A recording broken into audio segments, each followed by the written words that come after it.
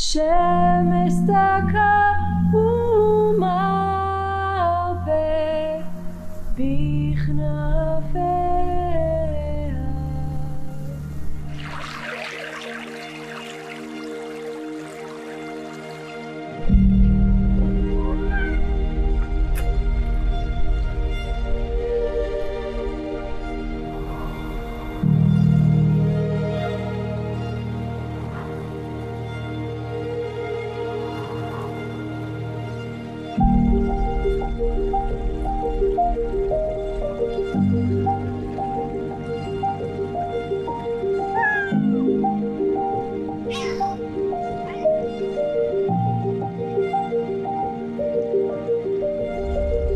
Who is this girl from the east bank of the Jordan River who gave her name to this book, to this biblical book? That is actually one of the threads that runs through the whole of this book. Who is this lady who later on became the great-grandmother of King David and then the ancestor of Messiah?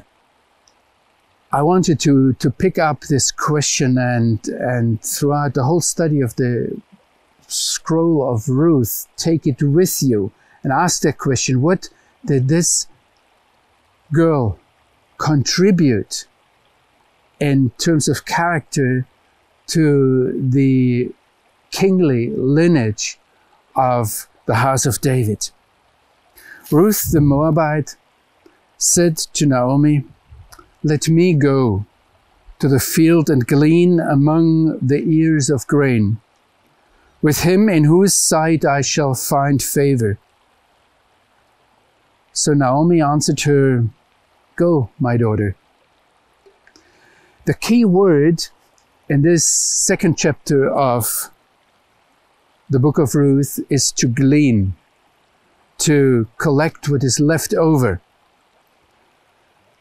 If you sit at home, not just today, but moreover, and study the book of Ruth, I'd like to challenge you. What was the keyword of chapter 1? What are the keywords of chapter 3 and 4? There are always words that appear more often and are unique, also in terms of content, to these chapters. Actually, in chapter 1, it's to turn around, to go back, to return home. So here in chapter 2, it's to glean, to take what is left over. The word that is used for the servants that harvest the field is a different word in Hebrew. But why does Ruth need to find someone's favor? Why later on does she need to ask for permission to glean or to take? It was her right. In the Torah, it's several times said, when you reap your harvest in your field and forget a sheaf in the field, you shall not go back to get it. It shall be for the migrant, for the fatherless, and for the widow, that the Lord your God may bless you in all the work of your hands. Or when you beat your olive tree, you shall not go over them again. It shall be for the sojourner, for the fatherless, and the widow. Or when you gather the grapes of your vineyard, you shall not strip it afterwards. It shall be for the migrant, the orphan, and the widow.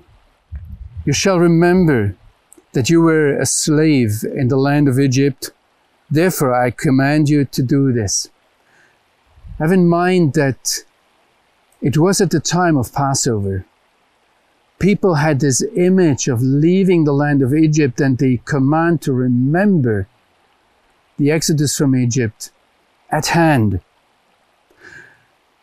It is very important in the book of Ruth, and we'll get over this and stumble over it again, that the regulations, the commandments are very important in this book scroll, and Ruth knew them and heeded them. So why did she ask whether she could glean after the workers? We have a rabbi in the Middle Ages who looks at this image of this Moabite woman and her mother-in-law and says that the whole city knew about her, and she took upon herself, did not leave it to her mother-in-law, took upon herself to be humiliated and to look after the food, to be known as a poor woman. So she fed her mother-in-law with honor.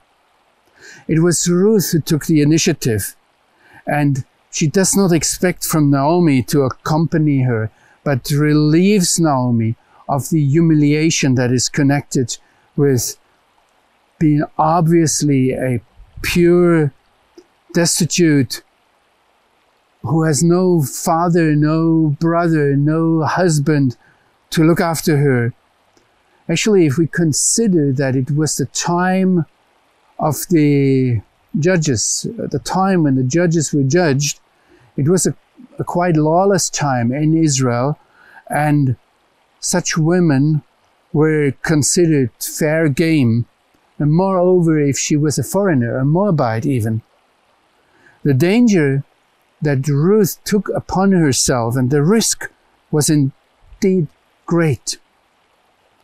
So, if we face such a society that was degenerated and sexually immoral, why was it that Naomi did not go with Ruth? It would have been much less dangerous. Or why did Naomi not say, listen, I go, I'm an old woman or an elderly woman, and for me the danger to go out and to glean is not really great. If Boaz would not have taken over the patronage later on, if he would not have specifically, and he told his own servants there, to look after Ruth and not to touch her, not to do anything evil to her, the risk that Naomi took upon herself was quite considerate.